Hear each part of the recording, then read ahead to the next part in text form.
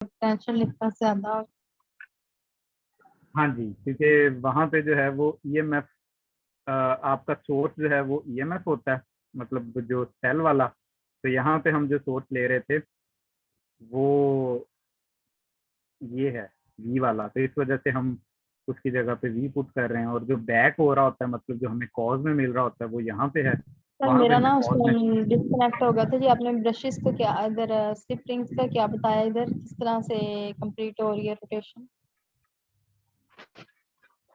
इस तरह कंप्लीट हो रही है रोटेशन वाली बात, तो बहुत आगे चली गई है। हाँ। चले सर, मैं रिकॉर्डिंग सुन लूंगी, रहने दो। हाँ चलें, रिकॉर्डिंग सुन लीजिएगा। मैं ये जो मोशन वाली बात थी वो बता रहा था कि हाँ जी, बैक ईएमएफ जो है वो इंड्यूस ईएमएफ की है। अच्छा, अब इसमें जो है वो क्या हो रहा है कि जब आपके पास स्पीड बहुत ज़्यादा कम है स्टार्टिंग पॉइंट पे, जाहिर है कि जब अभी आपने स्टार्ट किया जैसे इस मोटर को, स्टार्टिंग पॉइंट पे स्पीड इसकी है कम। जैसे जैसे स्पीड, अभी स्पीड कम थी, इसका मतलब है फ्लक्स कम चेंज होगा, क्योंकि अभी ये बिल्कुल स्लो स्लो मूव कर रही है। फ्लक्स कम चेंज होने की वजह से क्या होगा कि ईएमएफ कम इंड्यूस होगा। अगर ये बैक ईएमएफ कम होगा तो ये अपने जो कॉज है, मतलब इस करंट को कम अपोज करेगा, और कम अपोज करने का मतलब है मैक्सिमम करंट फिलहाल करंट से, इस सर्किट से गुजर रहा होगा, इस मोटर से गुजर रहा होगा। तो अब अगर आपके पास जो है वो जैसे जैसे स्पीड इसकी इंक्रीज होती जाती है, वैसे वैसे क्या होता है, वैसे वैसे इस जो गुजरने वाला करंट है इसकी वैल्यू कम होती जाती है। क्यों कम होती जाएगी? क्योंकि ईएमएफ बढ़ना शुरू हो जाएगा। जैसे जैसे इसकी स्पीड बढ़ेगी, ये बैक ईएमएफ इंक्रीज होगा, ये बैक ईएमएफ अपने कॉज को अपोज करेगा, आपका जो करंट है वो कम होना शुरू हो जाएगा। लेकिन अगर सपोज करें, मैं ये तो मैंने ये बात बताई कि एमसीक्यूज में अगर आपसे पूछते हैं जस्ट स्टार्ट करें अगर मोटर को तो करंट क्या होता है, तो आपने कहना है करंट मैक्सिमम होता है और बैक ईएमएफ मिनिमम होता है। लेकिन अगर वो कहें कि अपनी नॉर्मल स्पीड से अगर चल रही है कोई मोटर, तब क्या होगा? तो आपने कहना है नॉर्मल स्पीड पे चल रही है, तब करंट मैक्सिमम नहीं होता, करंट भी नॉर्मल होता है और बैक ईएमएफ भी उस कॉइल के अंदर होता है। लेकिन अगर वो कहें कि अगर ओवरलोड कर दी जाए तब क्या होगा? अगर ओवरलोड करेंगे, मतलब कहने का ये है इस मोटर को मैं ओवरलोड कर दूं, ओवरलोडिंग में क्या होगा, तो फिर इसको आपने बड़ी ज्यादा चलाना है। स्पीड से चलना पड़ेगा और ईएमएफ ज्यादा हो जाएगा, करंट कम हो जाएगा। करंट नहीं नहीं को नहीं। भी ज्यादा होना पड़ेगा और ये जल जाएगी फिर। हाँ जी, जल जाएगी, लेकिन इसकी स्पीड कम हो जाएगी। वो किस तरह से? कि जब आप इस पे लोड लगाओगे, लोड का मतलब है जिस चीज को आपने इसको चलाना है, आप एक की बजाय 10 लगा दें यहाँ पे चीजें जिसको आपने चलाना है, तो जाहिर है कि ये इतनी स्पीड से फिर रोटेट ही नहीं कर पाएगी, क्योंकि आपने उसको ओवरलोड कर दिया। अगर ये ओवरलोड हो गई है, इसकी स्पीड हो जाएगी स्लो, और इतनी स्लो हो चुकी है कि जो आपकी नॉर्मल स्पीड थी ना पहले स्टार्ट में जब मैंने कहा था कि जब आप इसको चलाओगे तो इसकी स्पीड स्लो होती है, उससे भी कम स्पीड हो जाती है। जब आप इसको ओवरलोड करते हो उससे भी कम स्पीड होना शुरू हो जाती है। अगर कम स्पीड है, इसका मतलब ये है कि बैक ईएमएफ बहुत ज्यादा कम हो चुका है, और इतना कम हो चुका है कि आपका ये जो करंट था ये मैक्सिमम गुजरना शुरू हो जाएगा, मैक्सिमम से भी लिमिट क्रॉस कर जाएगा। मैक्सिमम तो तब गुजर रहा था जब स्टार्ट, तो मैंने जितना कहा था मतलब स्टार्ट स्टार्ट में। में गुजर रहा था उससे भी ज्यादा गुजर जाएगा। हाँ जी, उससे भी ज्यादा गुजरेगा। क्यों उससे भी ज्यादा? क्योंकि इसकी स्पीड उससे भी ज्यादा कम हो चुकी होगी जो कि स्टार्ट में थी। तो इसका मतलब है कि अब जो करंट है वो एक लिमिट से ज्यादा गुजरेगा, जो कि ये वायर बर्दाश्त नहीं कर सकेंगी, और आपकी ये मोटर जो है वो तब जल जाएगी। तो ओवरलोड होने से करंट जो है वो लिमिट से एक्सीड कर जाएगा, ईएमएफ की वैल्यू ऑलमोस्ट जीरो हो जाएगी, ये बैक ईएमएफ की वैल्यू ऑलमोस्ट जीरो हो जाएगी, और स्पीड बहुत ज्यादा कम हो जाएगी इस कॉइल के रोटेट करने की, जिसकी वजह से करंट मैक्सिमम होगा और लिमिट एक्सीड करेगा, जो कि इसको जला देगी। नहीं जी, ये था हमारे पास मोटर का और जनरेटर वगैरह का सारा कुछ। अगर इसमें कोई और क्वेश्चन पूछना है तो पूछ लें, फिर हम चलते हैं ट्रांसफार्मर, जो कि लास्ट टॉपिक है इस चैप्टर का। इसमें से अगर कोई बात पूछने वाली रह गई है तो पूछ लें, सर ये इसके ब्रशेस बाद का ये आप बता दें, मोटर पता का नहीं वो जो। लेक्चर मिलता है कि नहीं, वो चलते भी नहीं। बस ये बात बता दें कि आपने कैसे कहा है कि इनकी जगह चेंज करने से करंट चेंज हो जाएगा इनमें, अगर सेम अगर ही मैं रहेगा। ये जो स्प्लिट रिंग्स हैं अगर मैं ये ना लगाऊं, तो ये रोटेशन कभी क्लॉकवाइज करना, हाफ क्लॉकवाइज होगी, हाफ एंटी क्लॉकवाइज होगी, half clockwise half anti clockwise. वो कैसे कह रहा हूँ, ये जो स्प्लिट रिंग्स है ना, ये असल में काम ये कर रही हैं जो कि इसको कंप्लीट रोटेट कर रही हैं किसी एक डायरेक्शन में, या तो क्लॉकवाइज या एंटी क्लॉकवाइज। वो किस चीज की वजह से हो रहा है, इन स्प्लिट रिंग की वजह से। स्प्लिट रिंग की वजह से कैसे, मैं वही बता रहा था कि जैसे अगर आप सपोज करें ये था कि सेल आपने लगाया हुआ है, ये सेल का पॉजिटिव टर्मिनल आपने इस रेड वाली ब्रश के साथ लगाया हुआ है और ये हमेशा इसी के साथ अटैच रहेगा। ये जो ब्लू वाला है ये आपने नेगेटिव टर्मिनल के साथ लगाया हुआ है।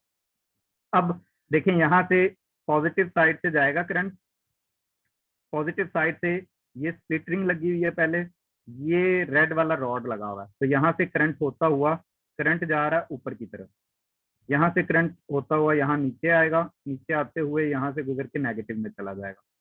अब इस केस में अगर आप इसकी रोटेशन देखें, करंट गुजर रहा है, इस रॉड पे देखें फोर्स की डायरेक्शन क्या आएगी, करंट ऊपर जा रहा है, मैग्नेटिक फील्ड है राइट साइड पे। अगर आप ये फॉर्मूला लगाएंगे आई एल क्रॉस बी वाला, जो फोर्स की डायरेक्शन आएगी वो आएगी downward direction into the page, मतलब डाउनवर्ड कह रहा हूँ, इनटू द पेज आएगी। और यहाँ पे करंट डाउनवर्ड है, मैग्नेटिक फील्ड राइट साइड पे है, अगर आप फोर्स की डायरेक्शन निकालोगे वो आएगी आउट ऑफ द पेज। तो ये रोटेट करेगी, ये वाली जो कॉइल है ये रोटेट करेगी, तो रोटेट करके क्या करेगी, ये जो रेड वाला हिस्सा है वो इधर आ जाएगा, जो ब्लू वाला है वो इधर चला जाएगा, मीन्स इसने ऐसे फ्लिप कर जाना। ये जैसे ही फ्लिप करेगी, अब ये देखेंगे मैं उंगलियों को फ्लिप कैसे कर रहा हूँ, एंटी क्लॉकवाइज डायरेक्शन में। क्यों, क्योंकि यहाँ पे एक फोर्स लग रही है ऊपर, यहाँ फोर्स लग रही है इनटू द पेज, तो ये इस तरह से फ्लिप करके ऐसे हो जाएगी। जब ये इस तरह से हो जाएगी, अब ये देखें जैसे ही ये फ्लिप किया साथ में रिंग्स भी फ्लिप कर गई। अब इस केस में रिंग्स भी फ्लिप कर चुकी हैं, लेकिन ये जो कार्बन ब्रशेस थे ये वैसे के वैसे ही हैं, ये उधर के उधर ही हैं। अब ये रिंग्स ने जैसे ही फ्लिप किया, अब दोबारा से देखें, अब ब्लू वाली में से करंट यहाँ से जाएगा, यहाँ से होता हुआ ये ब्लू इस नॉर्थ वाली साइड पे आ चुकी है, यहाँ फिर करंट ऊपर की तरफ जा रहा है, यहाँ करंट डाउनवर्ड आ रहा है। तो अब अगेन फोर्स की वैल्यू निकालें, फोर्स की डायरेक्शन निकालें, ये इनटू द पेज जाएगी, ये आउट ऑफ द पेज आएगी, अगेन ये फिर से फ्लिप हो जाएंगी, तो फिर फ्लिप होंगी, फिर ये सिचुएशन बन जाएगी, ये फिर फ्लिप होंगी, फिर ये सिचुएशन आ जाएगी। ये बार बार कंटिन्यूसली एंटी क्लॉकवाइज फ्लिप होती रहेंगी और ये रोटेट एंटी क्लॉकवाइज डायरेक्शन में करती रहेगी ये कॉइल पूरी। ये उस सूरत में पॉसिबल हुआ कि अगर आपके पास ये जो रिंग्स हैं ये लगी हुई हैं, स्प्लिट रिंग्स, अदरवाइज ये पॉसिबल नहीं था। अगर ऐसा ये रिंग्स ना लगाते यहाँ पे, तब ऐसा पॉसिबल नहीं था कि ये एक ही तरफ रोटेशन करती रहें। इन्होंने बार बार अपनी रोटेशन को चेंज करना था, कभी ये क्लॉकवाइज घूमना शुरू हो जाती, कभी ये एंटी क्लॉकवाइज घूमना शुरू हो जाती। ये कह रहा था मैं, अब समझ आई?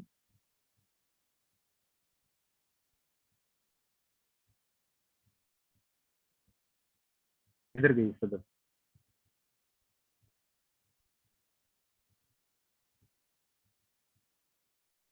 मिस सदफ,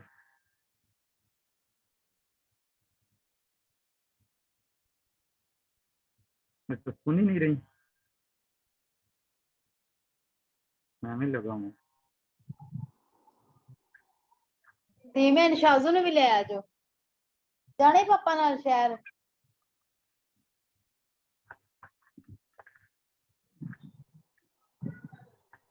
सर ये हम सिर्फ डीसी के लिए कर सकते हैं, अगर एसी सोर्स सप्लाई कर दे तो?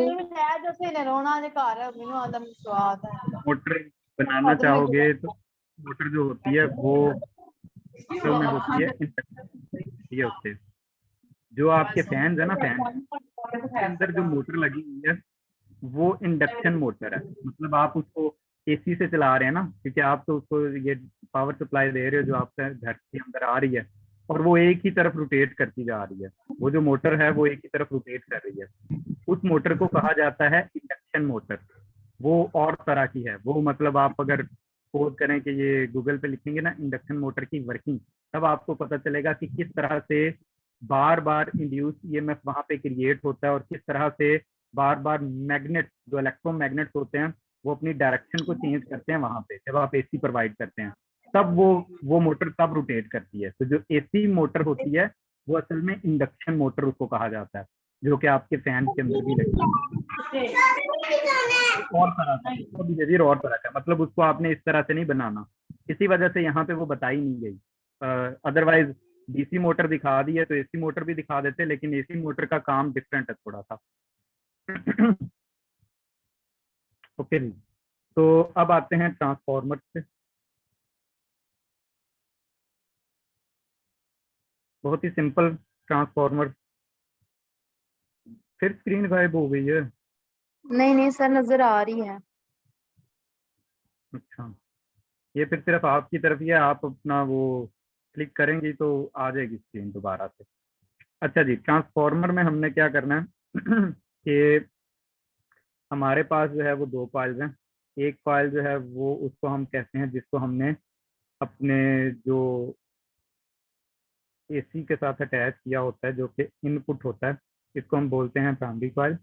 और दूसरी जो है वो होती है सेकेंडरी कॉइल, जिससे हमें आउटपुट लेना होता है वो। तो ये ट्रांसफार्मर की दो कॉइल्स हैं। और अगर आप इसका सिंबल बनाओगे तो ये सिंबल जो है वो दरमियान में दो लाइन इस तरह से बनाते हैं। इसको बोला जाता है सेंट्रल टैप ट्रांसफार्मर। ये एक टाइप होती है एक ट्रांसफार्मर की, जो कि हम यहाँ पे यूज कर रहे होते हैं। सेंट्रल टैप ट्रांसफार्मर उसको बोला जाता है। टाइप्स की तरफ खैर मैं नहीं जाऊंगा, क्योंकि बहुत सारी टाइप्स हैं ट्रांसफार्मर की, जो कि हम डिफरेंट डिवाइसेस में भी यूज करते हैं। हम बाहर जो यूज कर रहे हैं वो भी ऐसे ही हैं। तो वो डिफरेंट तरह की टाइप्स होती हैं। कुछ सेंट्रल टैप होते हैं, कुछ सेंट्रल टैप नहीं होते। जो हम यहाँ पे देख रहे हैं वो है सेंट्रल टैप ट्रांसफार्मर। जहाँ पे आप आउटपुट लेते हो वो है सेकेंडरी कॉइल। ओके जी, अब होता यह है कि जब आपके पास ये अल्टरनेटिंग करंट यहाँ से चेंज होता है, जो कि है आई पी, ये करंट चेंज होने से, और जो आपने पावर सप्लाई दी है वो है वीपी, जब ये चेंज होता है यहाँ से फ्लक्स चेंज होता है। ये फ्लक्स इसके साथ चेंज, जाहिर है कि यही फ्लक्स जो है वो यहाँ पे भी चेंज होगा, इसके अंदर भी फ्लक्स चेंज होना शुरू हो जाएगा। यहाँ पे आपको ईएमएफ इंड्यूस होके मिलेगा, जो कि होगा वी एस। तो यहाँ पे आपने जो भी चीज़ अटैच की होगी, आपको यहाँ पे वो उस पे अक्रॉस पोटेंशियल मिलना शुरू हो जाएगा, और जो यहाँ पे करंट होगा वो है आई एस। अगर आप इनमें, इसकी नंबर ऑफ टर्न्स हैं एन पी, इसकी नंबर ऑफ टर्न्स हैं एन एस। इन दोनों में अगर आप वैल्यूज फाइंड आउट करोगे या इक्वेशन फाइंड करेंगे, वो आएगा N S divided by N P is equal to V S over V P. तो यहाँ से कुछ क्वेश्चन बनते हैं, जैसे कि आपको ट्रांसफॉर्मर की ये टर्न्स रेशो का फॉर्मूला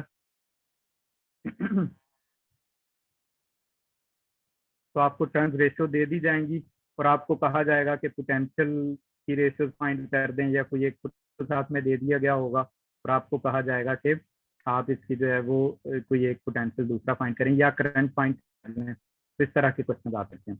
इसमें दो तरह की जो है वो हम यहाँ पे यूज करते हैं ट्रांसफॉर्मर। एक स्टेप अप होता है, स्टेप डाउन होता है। स्टेप अप का मतलब है आपको आपका इनपुट जो पोटेंशियल है वो कम हो, मतलब जो आपने इनपुट दिया है जीपी वो लेस हो, और जो आउटपुट है वो ज्यादा हो।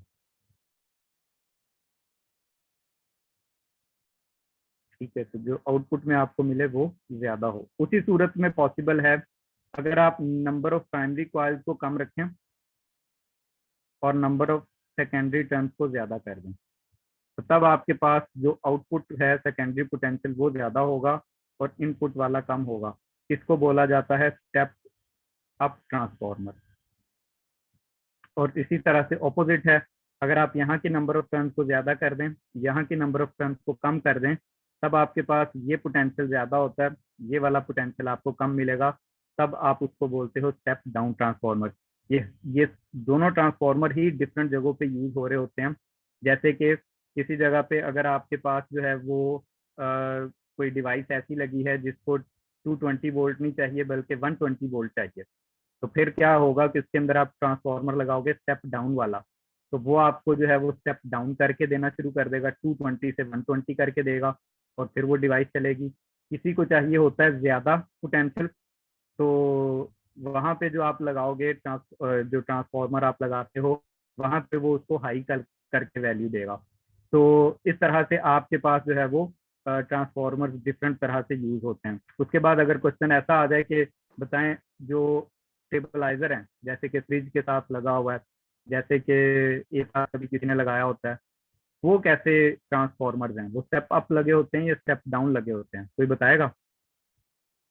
जो स्टेबलाइजर्स हैं जो रेफ्रिजरेटर के ऊपर पड़ा है, वो कैसा ट्रांसफार्मर है, स्टेप अप या step down? Sir step up Step- करा होगा। Step up. स्टेप अप, अगर वो स्टेप अप है तो इसका मतलब है आपका 220 आ रहा है, वो 220 की बजाय आपको 350 देना शुरू कर देगा, आपकी फ्रिज तो गई। सपोज करें उसने चलना है 200 वोल्ट पे, ठीक है, उसने 200 वोल्ट पे चलना या 220 वोल्ट पे ही चलना है। अब मुझे ये बताएं कि अगर उसने 220 पे ही चलना है, उसके वर्किंग पोटेंशियल 220 है, अब पीछे से आ रहा है, सपोज पीछे कभी कभी पोटेंशियल ड्रॉप हो जाता है, 180 आना शुरू हो जाता है। अगर 180 आएगा, उसने तो चलना है 220 पे, तो वो स्टेबलाइजर क्या काम करेगा, वो उसको स्टेप अप करना की कोशिश करेगा। अगर सपोज करें पीछे से पोटेंशियल आ जाता है हाई, कभी कभी ऐसा भी होता है बत्ती बड़ी तेज सड़ देंगे ने, सारी ये चीज़ें सड़ जाती हैं।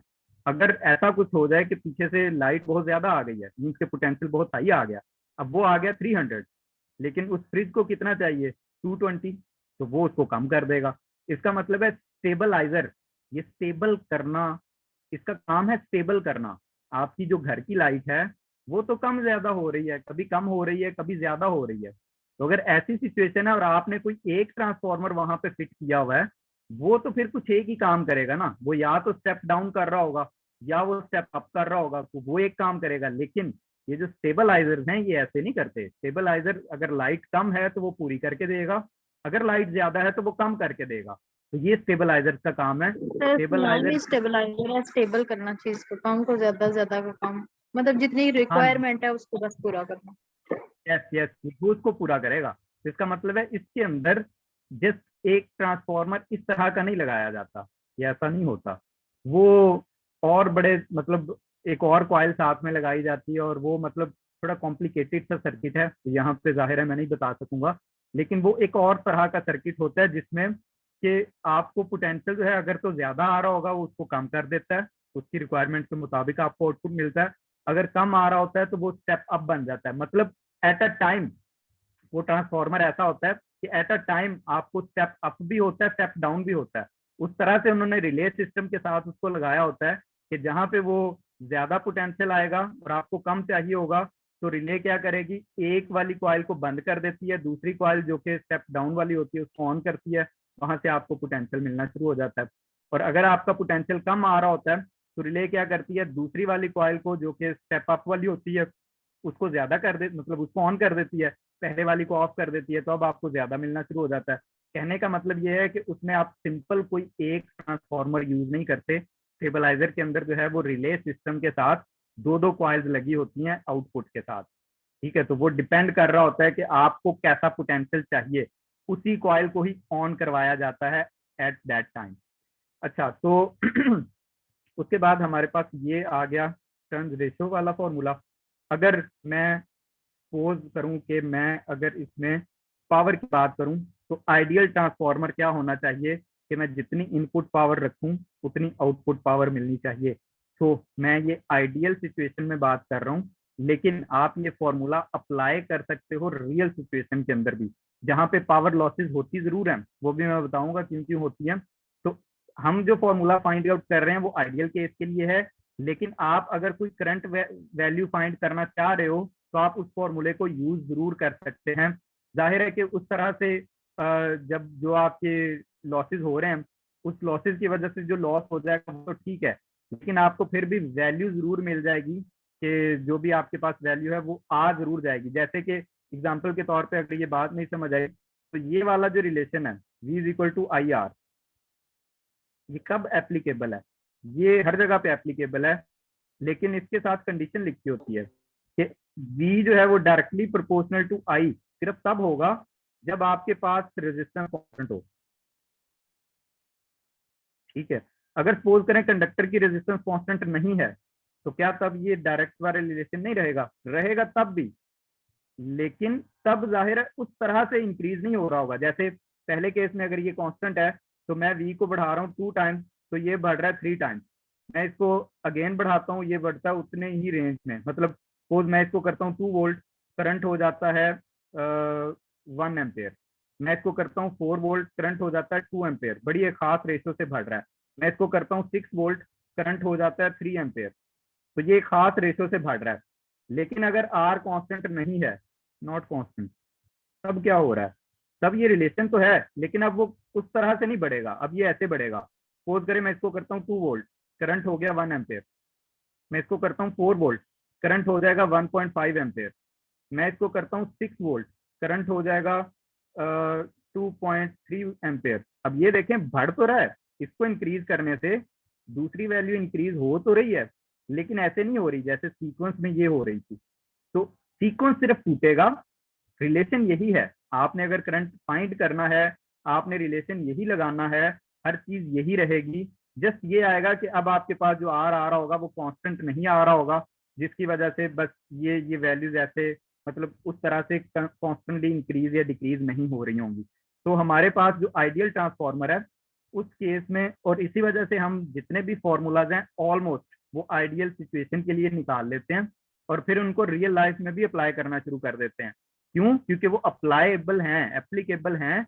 वो जस्ट ये है कि हम जिस चीज को फिर कांस्टेंट मान रहे होते हैं वो कांस्टेंट नहीं रह रही होती, लेकिन वो ऐसे ही रहा होता है कि एक चीज अगर डायरेक्ट रिलेशन के साथ है वो डायरेक्ट रिलेशन के साथ ही रहती है।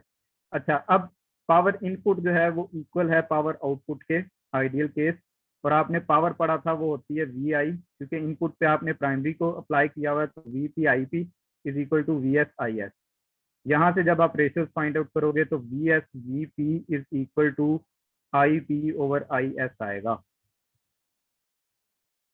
नहीं जी, ये बड़ा मजे का रिलेशन है कि अगर आपके पास ये जो पोटेंशियल्स हैं और करंट के जो रिलेशंस हैं वो इनवर्स हैं, दैट मीन्स कि आपके पास जो अगर प्राइमरी का पोटेंशियल आपने ज्यादा कर दिया है उस कॉइल के अंदर करंट कम हो जाएगा। अगर आपने और इसी तरह से वाइस वर्सा ये सेकेंडरी के लिए। दैट मीन्स कहने का मतलब ये है कि ट्रांसफॉर्मर के केस में हमारे पास पोटेंशियल और करंट का इनवर्स रिलेशन होता है। किस तरह से इनवर्स रिलेशन है कि अगर आप किसी जगह पे पोटेंशियल को इंक्रीज करोगे उस जगह पे करंट की वैल्यू डिक्रीज हो जाएगी इस रिलेशन के जरिए। अब इसका फायदा क्या है? इसका फायदा बड़ा ये है कि हमारे पास जो जो एसी है, ये एसी पाकिस्तान में बड़ी देर बाद आया। मीन्स के पहले जो है वो डीसी यूज होता था और घरों के अंदर डीसी आता रहा, लेकिन वो डीसी बड़ा मसला करता था। डीसी का प्रॉब्लम ये था कि जहाँ पे आप पोटेंशियल बढ़ाओगे वहां पे करंट भी बढ़ जाएगा। एसी का ये है कि जहाँ पे आप पोटेंशियल बढ़ा रहे हो करंट की वैल्यू कम हो रही है। अब इससे क्या होगा? इससे फायदा ये है, ये दूर दराज के इलाकों में भी आप बड़ी कम पावर लॉसेस से इसको भेज सकते हो। वहां पे पावर लॉसेस बहुत होती थी, अब पावर लॉसेस कंट्रोल हो गई हैं। मतलब होती अभी भी हैं लेकिन डीसी के मुकाबले में बहुत कम हो गई हैं। कैसे, वो मैं बताता हूँ। सपोज करें आपका यहाँ पे है डैम मौजूद है, इस डैम से बिजली ने आना है आपके घर तक। ठीक है, ये घर है, ये डैम है, ये डैम, ये आपका हाउस। अब दरमियान में लगे हुए हैं बड़े बड़े से खंबे, और दरमियान में लगा हुआ है एक जो होता है आपका वापटा का ऑफिस है। मतलब जो आप कह लो कि आपके मोहल्ले के अंदर जो दफ्तर होता है वहां पे भी बिजली आ रही होती है। अच्छा, अब पहले बिजली ने जाना है इधर डैम से इसके इसके पास, फिर यहाँ से आपके घर के और घरों के सामने भी ट्रांसफार्मर लगा होगा और वो आपके घरों के अंदर फिर भेजेगा लाइट को। अब होता क्या है आपने भेजना है इसको यहाँ, ये कहाँ मंगला डैम है, कहाँ आपका घर है, तो डैम तो बहुत दूर दूर है। तो ये क्या किया जाए, इतना डिस्टेंस है, इस डिस्टेंस में पावर लॉसेस बहुत होंगी। पावर लॉस का फॉर्मूला क्या होता है? पावर लॉस है हीटिंग लॉस, जो कि इक्वल होता है आई स्क्वायर आर टी के, जाउल्स हीटिंग इफेक्ट। अब ये पावर लॉस 3 वजूहात की वजह से हो सकता है। क्या? टाइम, जितना ज्यादा टाइम ये करंट मूव करेगा उतना ज्यादा हीटिंग इफेक्ट बढ़ेगा। एक वायर को आप पूरे दिन उसमें से करंट फ्लो करवाते रहो, आप जब रात को उसको हाथ लगाओगे वो गर्म हो चुकी होगी। क्यों? क्योंकि बहुत ज्यादा टाइम के लिए उसमें से करंट गुजरा। क्या ये टाइम को कम किया जा सकता है? ऑब्वियसली नॉट, कभी भी नहीं। आप ये तो नहीं कर सकते कि जी सिर्फ आधा घंटा चलाएं बिजली और उसके बाद बंद कर दें, ऐसा पॉसिबल नहीं है। बिजली ने तो कंटिन्यूसली करना ही करना है, मूव करना ही करना है। टाइम आप कभी भी कम नहीं कर सकते। हीटिंग लॉस जो टाइम की वजह से हो रहा है वो होना ही होना है। दूसरी चीज resistance, heating loss directly proportional है रेजिस्टेंस के। अगर आप इन वायर की रेजिस्टेंस को कम कर दें फिर भी हीटिंग लॉस कम हो जाएगा। क्या ऐसा पॉसिबल है? सर इस रिलेशन में जो टी है वो टेम्परेचर का नहीं है? नहीं नहीं, ये टेम्परेचर का नहीं है, टाइम का है। सर टेम्परेचर का हीट के साथ डायरेक्ट रिलेशन है ना, तो टेम्परेचर इंक्रीज करने से हीट इंक्रीज होगी, टेम्परेचर का नहीं है ये रिलेशन। देखें, मैं ये कह रहा हूँ हीट एनर्जी है, जो कि किसके इक्वल है? आई स्क्वायर आर टी के इक्वल है। मैं टी को इधर ले आता हूँ, ये बनेगी heat energy divided by time, ये आया आई स्क्वायर आर। पता है आई स्क्वायर आर किस चीज का फॉर्मूला है? पढ़ा हुआ है? पावर का। पता है पावर क्या होती है? Energy over time, not energy over temperature. कहने का मतलब है कि ये एनर्जी ओवर टेम्परेचर नहीं है। अगर आप एनर्जी ओवर टेम्परेचर लिख दोगे ये पावर बने, ये पावर है। आई स्क्वायर आर ये तो पावर है, इसी से ही बनाई है ना, P is equal to V I. तो यहाँ से आप निकालोगे, आई की जगह पे आप लिखोगे आई आर, साथ में ये आई है, तो ये आई स्क्वायर आर है, तो ये पावर है।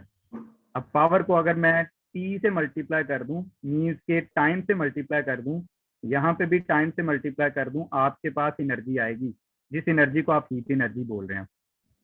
Yes sir.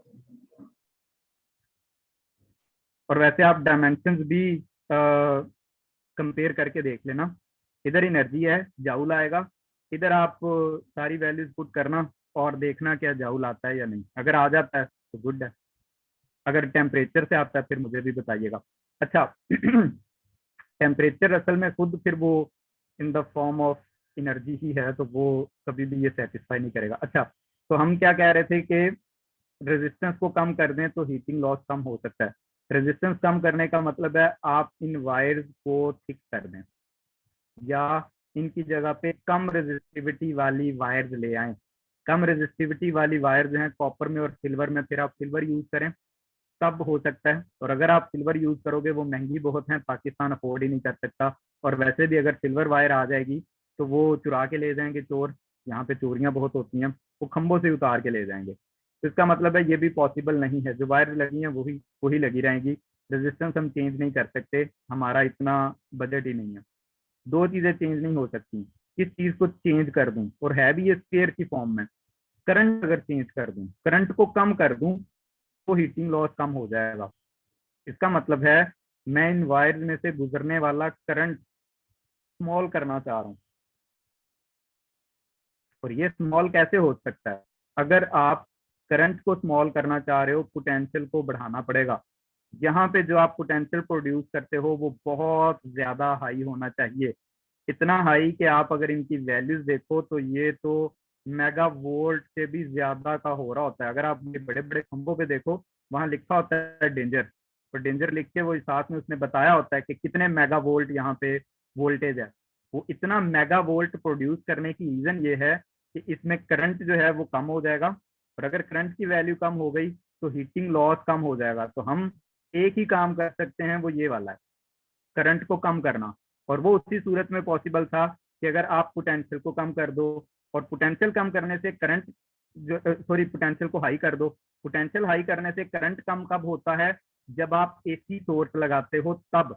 अगर डीसी लगा होगा तो वो डायरेक्ट रिलेशन है, वो ऐसा नहीं काम कर सकेगा। तो हमने वहां पे हीटिंग लॉस ज्यादा था, इस वजह से डीसी को हटा के हम किसको ले आए? एसी को। ये रीजन थी एसी को लाने की, ताकि हमारे पास लॉसेस कम से कम हो।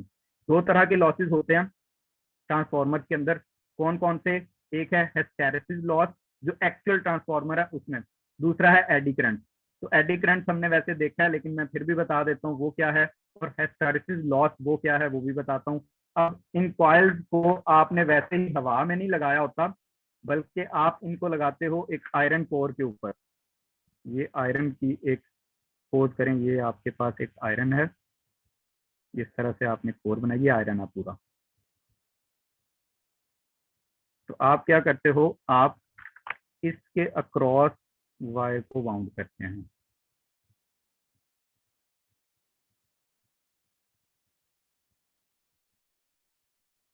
ठीक है जी। और अब ये क्या काम करेगा?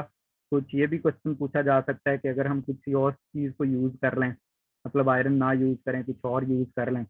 तो अगर आप कुछ और यूज करना चाहेंगे, जैसे कि कोई प्लास्टिक, कोई लकड़ी या कोई और ऐसी चीज, वो पिघल जाएगी, इतना ज्यादा पोटेंशियल होता है कि वो इसको बर्दाश्त नहीं कर सकेगी।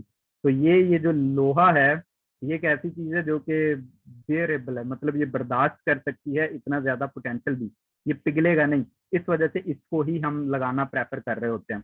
अच्छा, अब होता क्या है कि जब आप हिस्टैरिसीस लॉस का मतलब है कि जब आप इसको, इसमें से करंट गुजरता है, फ्लक्स प्रोड्यूस होता है, तो जाहिर है ये जो कोर है, ये कोर क्या करती है, ये मैग्नेटाइज और डीमैग्नेटाइज होती है।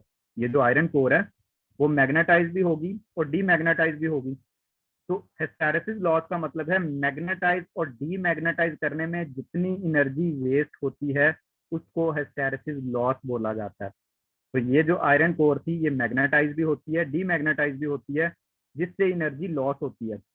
अब होगा ये कि हमें ये एनर्जी कम से कम रखनी है, मतलब कम से कम लॉस हो। इसका मतलब है ये जल्दी जल्दी मैग्नेटाइज भी हो जाए, जल्दी जल्दी डीमैग्नेटाइज भी हो जाए। अगर तो ऐसा पॉसिबल हम कर लेते हैं तो हिस्टैरिसीस लॉस को हम बहुत हद तक कम कर सकते हैं। वो कैसे?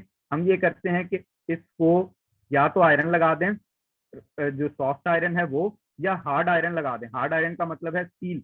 कौन सा लगाना चाहिए? स्टील ना लगाएं, बल्कि क्या लगाएं? सॉफ्ट आयरन लगाएं। सॉफ्ट आयरन का मतलब है ऐसा आयरन जिसका हिस्टैरिसीस लूप कम हो। हिस्टैरिसीस लूप ये होता है ना, इस तरह का, एक ये था और एक ये है। ये स्टील के लिए है, इसको ज्यादा एनर्जी रिक्वायर्ड है मैग्नेटाइज डीमैग्नेटाइज होने के लिए, इसको कम एनर्जी रिक्वायर्ड है मैग्नेटाइज डीमैग्नेटाइज होने के लिए। ये सॉफ्ट आयरन है, जो आम लोहा है वो।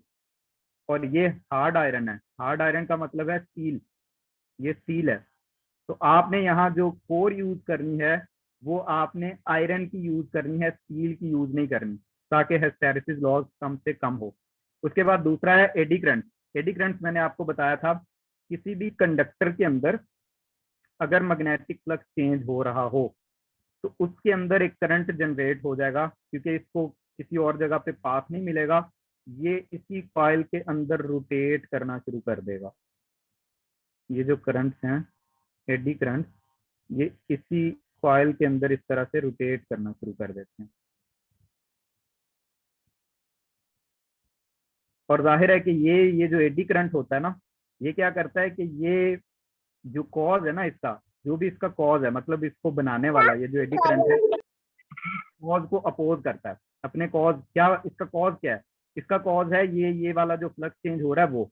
इसका मतलब है ये जो फ्लक्स है इसको डिस्टर्ब करता है। ये एडी करंट क्या करता है, इस ये जो आपके पास यहाँ पे फ्लक्स चेंज हो रहा होता है उसको कम या ज्यादा करने की कोशिश कर रहा होता है। जब ये ज्यादा हो रहा होता है फ्लक्स, ये इसको कम करने की कोशिश करता है। जब ये कम होने की कोशिश करता है, ये वाला एडी करंट इसको ज्यादा करने की कोशिश करता है। तो इससे क्या होता है, इससे आपकी जो एफिशिएंसी है वो बड़ी डिस्टर्ब होती है, क्योंकि एक ऑपोजिशन आ जाती है आपके फिनोमिना के अंदर। तो ये एडी करंट जो हैं वो भी एक तरह से लॉसेस के केस में ही आते हैं, कि ये लॉस कर रहे हैं, हमारी जो पावर है उसको उतना नहीं आने दे रहे जितना आपने यहाँ पे अप्लाई किया था। इसको कम करने के लिए आप क्या करें, इन एडी करंट्स को कम करने के लिए आप ये करें कि इंसुलेशन यूज करें। इंसुलेशन का मतलब है आपने ये जो एक पूरी की पूरी जो आयरन की बनाई हुई थी, एक आप इस तरह से कह लें कि ये वाली जो आपकी चीज है, ये वाली, ये इतनी मोटी आयरन की कोर है, ये अंदर से कोर खाली हो, तो आप क्या करो, इसको काट दें। ये अभी तो फिलहाल तो ये है ना कि इस पूरे के अंदर करंट फ्लो हो रहा है। तो मैं क्या करता हूँ, इसको मैं काटना शुरू कर देता हूँ। यहाँ से इसको बारीक सा काट दें, फिर इसको और बारीक सा काट दें इसको। और ये जो इतनी मोटी थी ना, इनको मैं बारीक बारीक पीसीज में ऐसे स्क्वायर बनाना शुरू कर देता हूँ। ठीक है, तो फिर उनके साथ मैं क्या करता हूँ, हर एक जो रेक्टेंगुलर वो होगी ना कोर, उसके नीचे मैं इंसुलेशन लगाऊंगा। फिर उसके बाद मैं एक और कोर रखूंगा, फिर उसके नीचे इंसुलेशन लगाऊंगा। अब क्या होगा, अब इनका जो इफेक्टिव, पहले जो इफेक्टिव करंट इसमें से गुजर रहा था वो सारा बड़े जल्दी, वो ज्यादा डिस्टर्ब कर रहा था। लेकिन अब क्या होगा, अब इनको आपने अलहदा अलहदा कर दिया। इस करंट को अलहदा कर दिया, उससे अगले वाले को अलहदा कर दिया, क्योंकि इसको आपने बीच में से बारीक बारीक हिस्से इसके काटे और उनको दरमियान में इंसुलेशन भी लगा दी। अब ये इफेक्ट तो जरूर करेगा अभी भी, लेकिन अब उस तरह से इफेक्टिवली नहीं कर पाएगा जिस तरह से ये पहले कर रहा था। तो ये तरीका है इंसुलेट करने का, मतलब आपने एडी करंट को कैसे कम करना है। उसका ये मेथड है।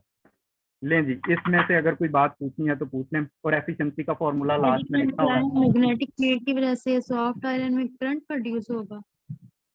हाँ जी, ये जो जी जी जी यही है, जो आपकी कोर है इसके अंदर फ्लक्स के चेंज होने से एक करंट प्रोड्यूस होगा जो कि इसके अंदर ऐसे रोटेट करना शुरू हो जाएगा, क्योंकि इसमें कोई पाथ और उसको मिलेगा नहीं कहीं जाने के लिए।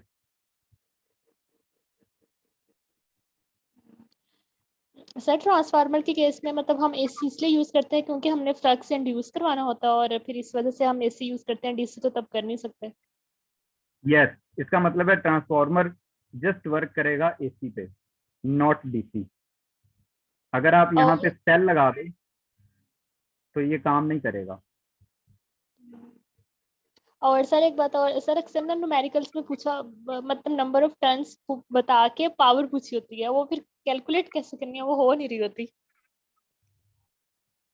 नंबर ऑफ टर्न बता के पावर पूछी होती है। पावर पूछी होती है जी। अगर आपके पास सपोज नंबर ऑफ टर्न हैं, रेशो है, वो कहता है जी 10:1 है, इसका मतलब है NS 10 है, NP 1 है। अगर आप इससे करंट निकाल लें, ठीक है, NS और NP है, ये आपके पास आ जाएगा VS/VP, ये रेशो आ गई। और नहीं, कुछ ना कुछ और जरूर दिया होगा साथ में, कोई एक एफिशिएंसी दी होगी या कुछ ना कुछ और भी दिया होगा। एक वोल्टेज जहाँ कोई एक करंट होना चाहिए तो फिर ही दूसरी चीज निकल सकती है। हाँ, मतलब एक आध वो वोल्टेज भी साथ में दे देगा, मतलब वो कहेगा कि प्राइमरी का वोल्टेज इतना है, फिर आप आगे इसको प्रोसीड कर सकेंगे। अदरवाइज सिर्फ अगर ये चीजें गिवन है तो उससे मुश्किल हो जाएगा।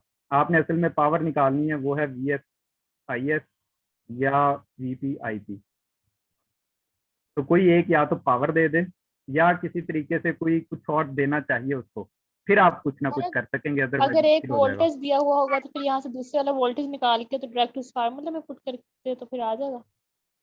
हाँ हाँ हाँ, फिर आप करंट वाली वैल्यूज में पुट कर दीजिएगा। वो ये, अगर आपके पास सपोज ये टर्न रेशो है, एक पोटेंशियल है, दूसरा पोटेंशियल निकल आएगा, मतलब आपके पास VP निकल आया, VS दिया हुआ था। तो अब आपने क्या करना है कि VP/VS is equal to IS/IP, ये दोनों चीजें मौजूद हैं। और इससे आप क्या करेंगे कि ये निकाल लें, हाँ ठीक है, ये दोनों चीजें आपके पास हैं। इसमें से एक इक्वेशन बनेगी IS इज इक्वल टू, ये कोई भी नंबर आएगा सपोज 10IP, एक इक्वेशन ये बनी। एक इक्वेशन आप यहाँ से बना लें, NS/NP is equal to IP/IS, तो ये भी गिवन है। एक इक्वेशन यहाँ से बन जाएगी, दो इक्वेशंस हो जाएंगी, एक ये वाली एक ये वाली। इन दोनों को आप किसी एक में वैल्यू पुट करें, आपके पास एक करंट आ जाएगा, एक आ गया दूसरा भी आ जाएगा। इससे फिर आप पावर फाइंड आउट कर सकते हैं। ओके।